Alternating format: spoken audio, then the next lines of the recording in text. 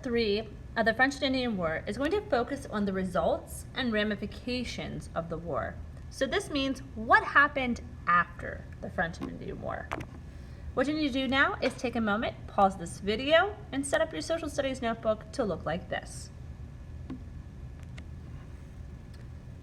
There are two major things that really affected as a result of the French and Indian War, and that is that Great Britain's empire, as we learned earlier, is going to expand and grow tremendously. So now there is a much larger land area that Great Britain controls. The English colonists no longer feel like they need that protection of the British military because in their eyes, they already won that war because they helped to defeat the French. They joined forces alongside the British and they feel like, yeah, we're okay. We can defend ourselves. And because of that, the colonists and the colonies become more independent from Britain. The second major result would be that besides having a large land mass, Great Britain now has a large debt as well.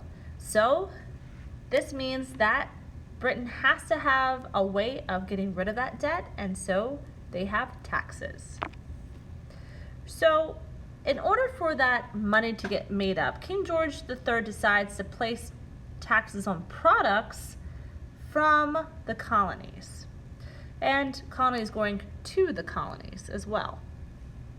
In King George's eyes, it should be the colonists that paid for this war because they were the ones who fought it. And so it's mainly the colonies that are going to pay for this. Colonists are very upset by this. They think this is unfair. It's not just their war, it's the Britain War. And they are part of the British, Great Britain. So they're upset about the taxes, but they're even more upset when they realize that they still don't have representation in British Parliament. So they're not part of the decisions that are being made, and they're not having a voice in any of those say. Additionally, we know that the colonists in Britain obtained more land. However, the British colonists living in the area wanted to expand and figure out what that new territory had to offer to them. And this is going to lead to some major issues. The Native Americans never signed a treaty with the British. They didn't think they needed to because it was originally their land anyway. And they felt like, this is ours. Why do we have to have a treaty with you when you and Europe and France are fighting over it? So once the Native Americans get word that the British are starting to take over that land and settle that new territory, it enrages several people, including one important leader named Chief Pontiac. And he begins a rebellion in May of 1763. And this is when he leads his men to attack British forts on this new frontier. They destroyed 7 forts within a month, but most importantly, they destroyed and attacked one in particular fort that is very important, which is Fort Detroit, Britain's most important political and trading center of the colonies at this time. Despite those months of attack, the British actually hold their own and they actually defeat the natives, and it causes Pontiac to leave. So in 1766, Chief Pontiac finally surrenders. However, the important thing to show is that even though the Native Americans gave up, it's a red alert, a red alarm. It signifies that the British colonies in this new territory is extremely vulnerable. It's vulnerable to Native Americans, and it's also vulnerable to any potential European enemy. This frightens King George when he realizes that he could once again lose that land that he just acquired. And so he issues something called the Proclamation of 1763. And this basically says that the government is no longer going to allow settlers to move into that Native American territory. Now you would think, hey, this sounds like King George is a pretty nice guy. He doesn't want Native Americans to lose their land. Well, it's not because he doesn't want the Native Americans to lose land, but rather he's afraid it's going to cause more conflicts.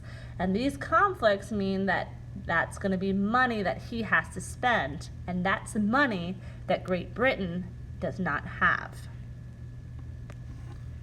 The Proclamation of 1763 more specifically states that no settler will be allowed to move into territory west of the Appalachian Mountains.